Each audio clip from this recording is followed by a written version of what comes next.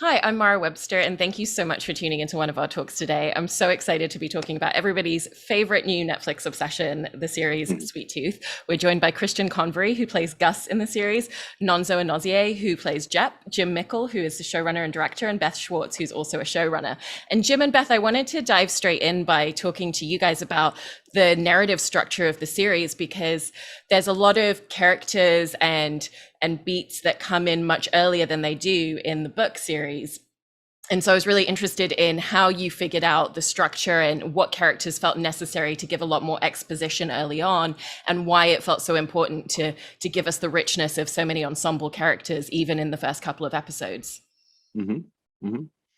I can go first. I mean, the pilot originally felt like it was going to be a much bigger world, but I think as soon as you got into the story of Gus and his dad, it felt like there was a whole episode just to make out of that story. And so very quickly it became just the two of them in the woods, which is a great way into Gus's world. And I think the challenge then, as we went to expand to the series, was how do you peel back that onion without having it so fast that it felt like, shock for the audience to suddenly have to absorb all this. So we kind of had a plan of doing seeing the world outside of Gus, but kind of breaking it slowly into these three different sections where you sort of see one would be the rural story of Gus, the suburban story, what happened to the suburbs, through the Sing storyline, and then the city story through the Amy storyline. And I think that helped us to sort of frame the world in a way that wasn't too big, but gave us more than just Gus's woods point of view.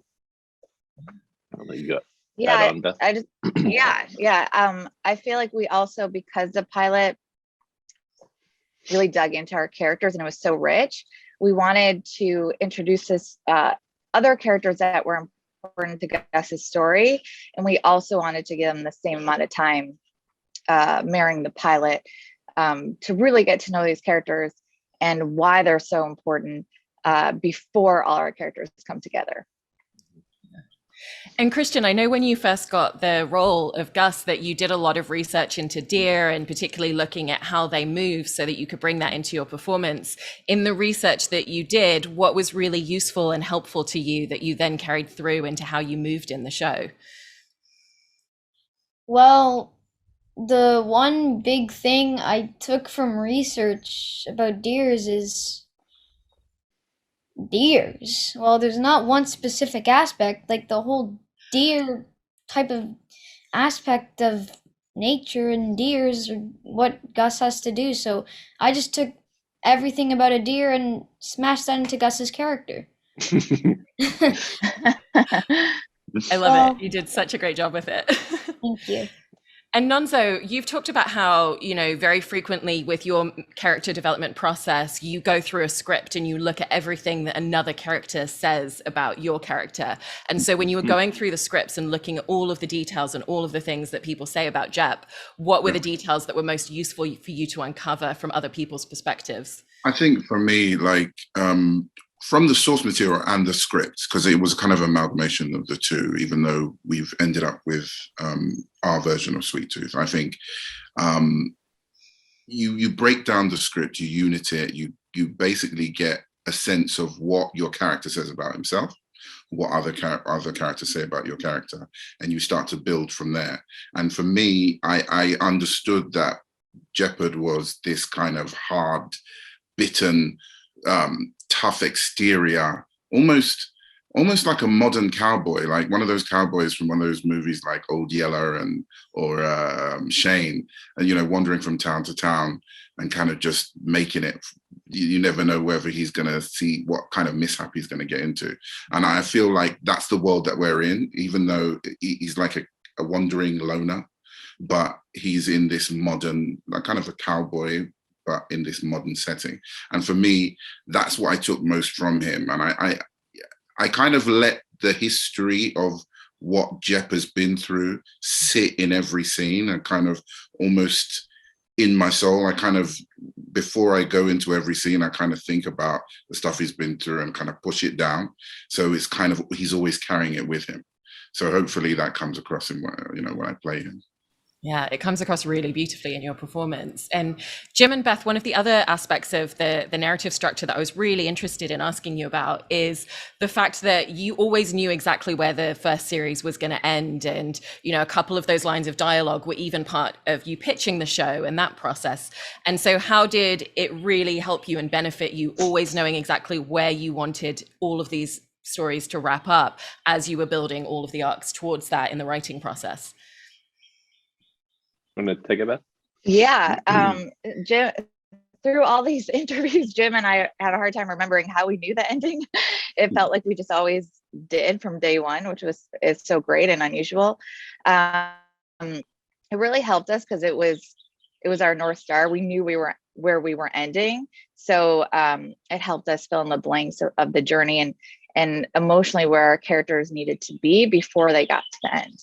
And for Gus specifically, it was very important for us that he didn't end on a complete devastating down note. We wanted to keep with the theme of the show and the hopefulness. And so him meeting Wendy was such a big deal for us.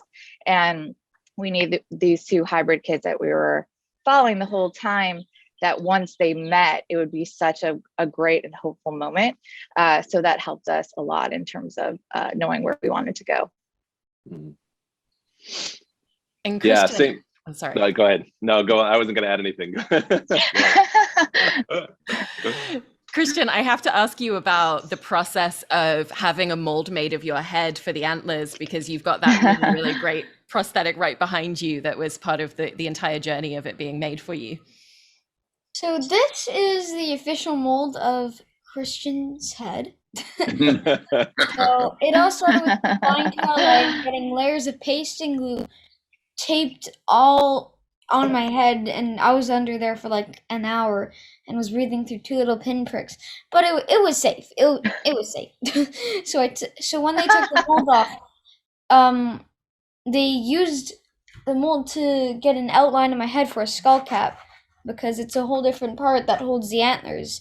So when they put on my head, there's two little magnetic stubs on the skull cap, which the antlers can go on and off to because they're magnetic also. So it's really funny. But sometimes when you're running through the woods, it'll just pop off your head and then you'll lose it. But my ears are controlled remotely through the remote control, and the puppeteer, he sits at the camera and watches my movements and moves my ears to how Gus is feeling in a way. And I really like that teamwork aspect that me and the puppeteer have to do to really make Gus's ears come alive.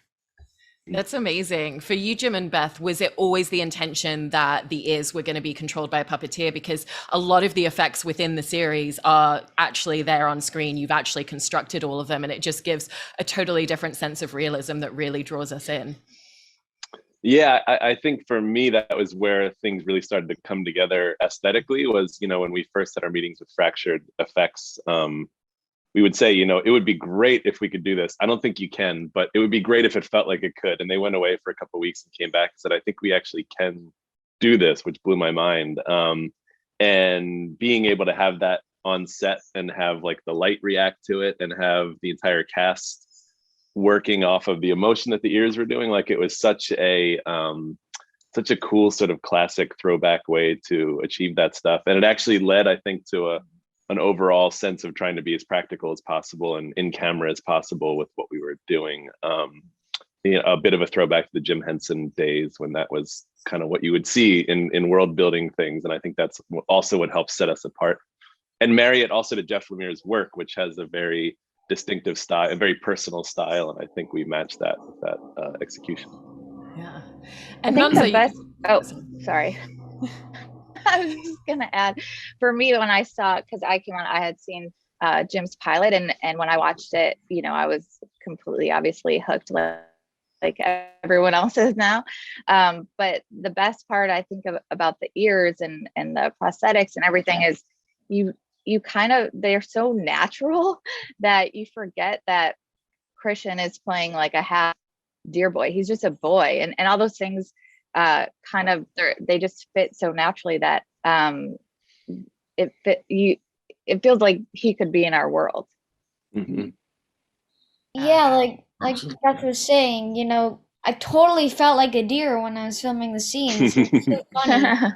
You know, at first it took me a while to get used to it, but after, sometimes I just forgot that I was a human. When I really got into the scenes, I just really embraced being the deer.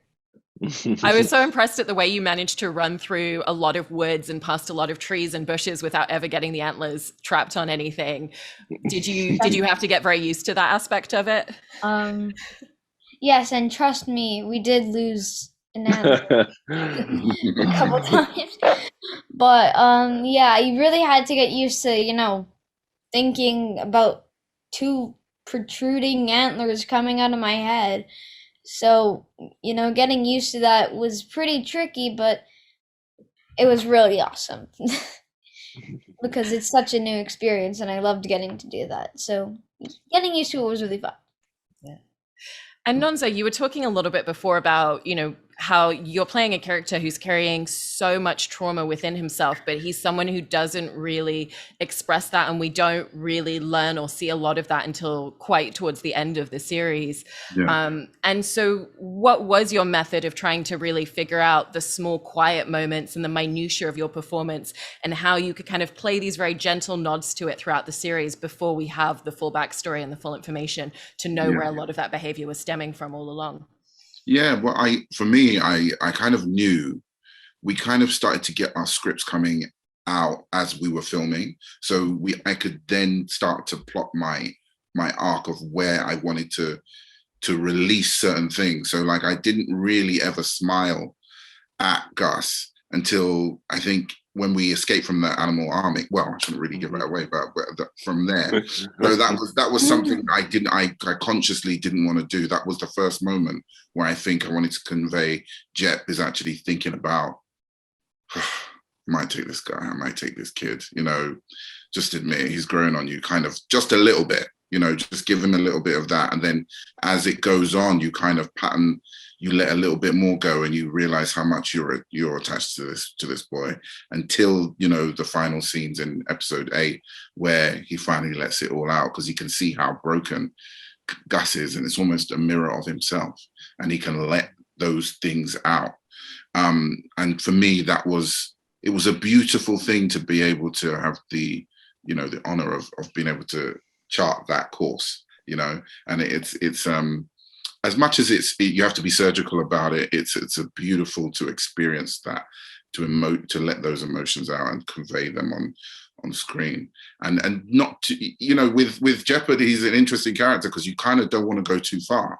You kind of don't want to. I remember we did a take of those last few scenes, and you know, Jim being the director he is, I know I did a scene where I totally lost it, and I was, you know, and after watching it, it was so much better to kind of pull it back and give that, you know, because that's the relationship between the actor and the director, you know, to bring that performance to life. And I think he really helped me simmer that down to the perfect place, and so many points throughout filming Sweet Tooth. So yeah, hopefully. But that's also your instinct too. You're being very modest, because I remember then we did a couple takes and I remember thinking, like, in my head, there was more of like an emotional outpouring in that scene, you know. And I remember at some point saying, like, I think you could even break down a little bit more. And I remember you kind of processing it and did it, but you only let like a little bit out. And you were 1,000% right, because when we got to the edit, I think we used all of like the first like 2 takes, you know, because like you had it perfectly calibrated, and I thank you for not going too far when I was nudging you in the wrong direction.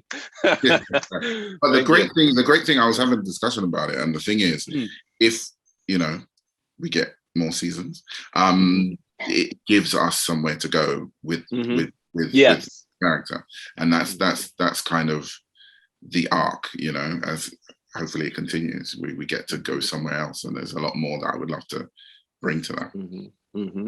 Yeah. And you were both mentioning there, you know, obviously having the time and the space to have a few takes, but when you were filming, was there much opportunity or time within the schedule to have any rehearsals before you all started filming, or was a lot of it going into shooting a scene and having those conversations right before? With me, I feel like we would rehearse the scene before we shot it, but we would have lots of conversations about how this scene is gonna take place.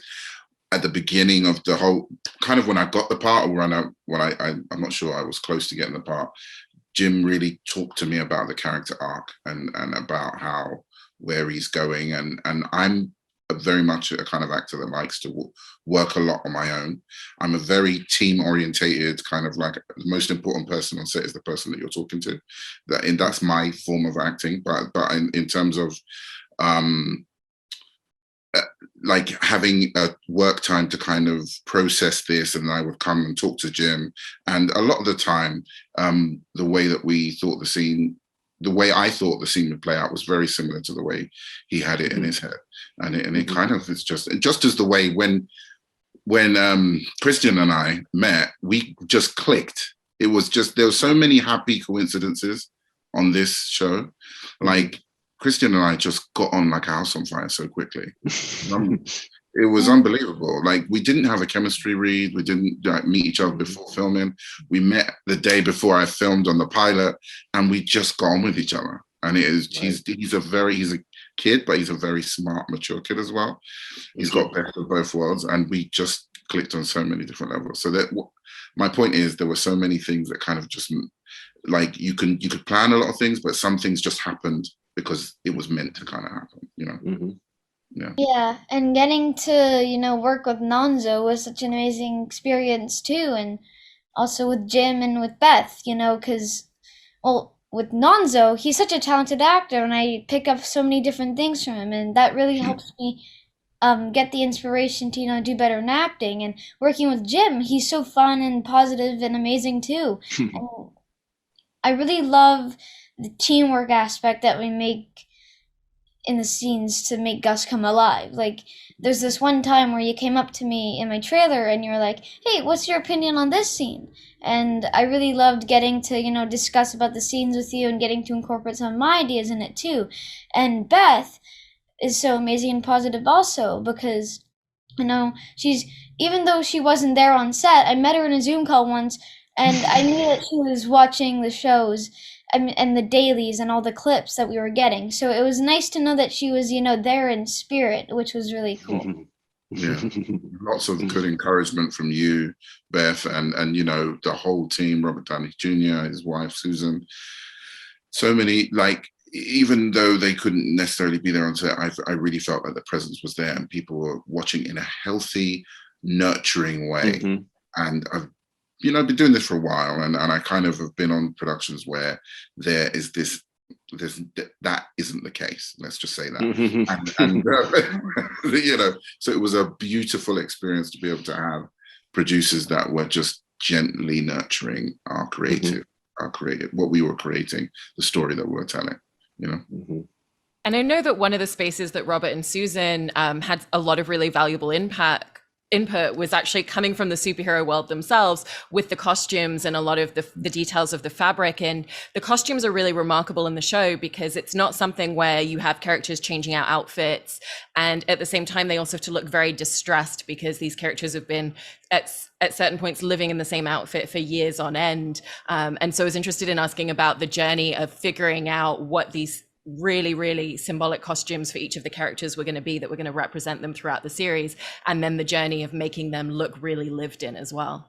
That is our costume designer, Amanda Neal, who is incredible and is a total artist in her own way. And it's crazy to think of how much of the show and even the storytelling comes down to her work, because she, every piece of clothing has a history to it. And if you watch the pilot, there's blankets that get established early on that then become a shirt that, Gus's dad made for him and goes down the line. And even Gus's iconic, flannel shirt, that was, I think, one of the first things that you see Will Forte wearing in the pilot, and just how all those things tick down the line is so incredible. And the idea of reuse, and like you said, it's tricky because in a comic book, everybody almost always wears the same clothes. In Sweet Tooth, everybody wears the same clothes, and it's like, how do you do that but then find different shades, and how do you bring in things that they've been through in the story into that? But I would also say one of the things that she brought to the show that just elevated it was just an understanding of color and sort of how colors connect and evolve and linking certain characters and themes to certain colors. And she's very clever about even Dr. Singh in episode 2, the inside of his jacket has a little bit of the red flannel from Gus's shirt, because by the finale they're going to actually meet at some point, and just very clever things that I think have a sort of a way of enhancing the story without knowing it. She's, like I say, she's a storyteller through costume, and I really felt like she, it's so funny because in the pilot I didn't have that much time. I joined the pilot quite late through filming, and Amanda sat with me and said, we went through a load of stuff, and she said, we're looking, I think, tell me if I'm wrong, but I'm thinking hobo superhero chic. What do you think? And I was like, that sounds good to me. But there were a couple of things we changed to kind of that worked because of coloring, because of my skin and the clothes I was wearing, but also a couple of things, the way that they were the length of them for practicality, if I was going to do action, if I was going to do certain things, all of that went into consideration. There was so much thought that went into just every aspect, but like, because we're talking about the costume, she's just done such a great job, and she really knows how to dress. I'm 6'6" and like almost like 300 pounds. Like she knows how to dress someone that size, like really well, proportionally, but then still, make it look like you've been wandering the plains for 10 years. She did a really great job. Really great job. And Jim, I also wanted to talk about some of your directorial choices in the series, and in particular with the camera work, because the story is really bringing us into this world through Gus's perspective throughout the entire story. And you've really translated that into the way that you use the camera. The camera comes down low. We're not looking down at him. We're not looking down at the other kids in the series. And so how did you map out and storyboard the way in which you wanted the camera to give us that perspective? Just that, I think, we looked at a lot of kind of classical filmmaking, a lot of the kind of Amblin 80s kind of storytelling and stuff. And there was a way, like, the lens is always a little bit wider than you expect, which I think, we always kind of came to that as like, how would Gus see the world? And it's like, when you see everything that's a little bit bigger, a little bit grander. I remember going back to the house that I grew up in and being struck by how much smaller the house was than it was in my memory, and thinking like, when you're smaller, you see everything a bit grander, and the countertops are a little taller. So there was a lot of that. There was a lot of also trying to play things, trying to just avoid the standard, I think, television coverage that you fall into when you have to move quickly, and being able to build a visual story in each scene, always looking up at Nonso. I think even in the cabin, when Nonso first enters, I think we actually even brought the top of the doorway down a little bit to just continue to enhance the scope and the scale and all that. So there was a lot of trickery with that, and a lot of people just chiming in with great ideas on how to keep enhancing that. And Christian, you also did a lot of stunt work yourself in the series. And I know that one of the things that you did before filming was actually some parkour training, because of how you had to run around and jump over trees so much. And so I just wanted to ask you about the experience of doing the parkour training and a lot of the stunt work in the show. So, getting to do all that was so amazing, because now I just look back and see how fun it was to do that, and now I do it sometimes randomly too, like I'll just jump off a wall or something. And I really loved getting to do that because it was so thrilling, and I love learning a new skill. So getting to learn parkour was so fun, and getting to incorporate that into my scenes really made it like an amazing experience. And also, I got to do so much stunt training on set with the stunt team. Like, I got to do wire training. I got to do different rehearsals for different scenes, and I got to be in harnesses. And we did this rehearsal, which was definitely my favorite one, where I got to jump onto a hook and then land in a tile of toilet paper on a train. And there were so many more stunts that I got to do. So I had such a blast getting to that on Sweet Tooth, definitely. And Nonso, I wanted to talk a little bit about Jeopard's instincts and the way that he really reacts to things, and the way that you moved in a lot of scenes with like really fast inflections within your eye, and the way that his body kind of like twitches and responds the moment that he senses anything, because it's such an interesting amalgamation of the fact that he would have already had a really strong skill set in that sense as a professional football player. And then obviously everything that he's been through, being one of the last men, you know, being in a lot of battles and having to just develop that survival instinct. So how did you really create a lot of what you wanted those inflections and instincts for him to be? I think that Jeopard wasn't in a state, he had to always be in a state of readiness. I think even though when he's moving slowly, when he's at a normal pace, he's quite slow because he's got an injury to his leg and he's nursing that, but he's still mentally always aware. And that is going to come a lot through his eyes, or maybe the way he moves and reacts to things. But I don't think it's a fear thing. I think it's just a state of readiness for anything to happen, because you have to be in this world. And that's something that even if we were together, even if we were sitting down in a scene, I would pay attention. So it's almost like, he doesn't concentrate on a single point. He pays attention to a wide range. And I think that's what Jet would do. That's what someone in the wild would do. You always put yourself in an area where you're you know, when we were going into the outpost to try and get some stuff from the train, to get Gus on the train, he's always aware. He's always, you know, but still able to stay calm and centered. And I think that was something I concentrated on while playing him, you know. But you don't want to show it and be like, oh look, I'm looking everywhere. But you know, you let it sit in your psyche, and then hopefully the camera can pick that up, and hopefully it did. Yeah.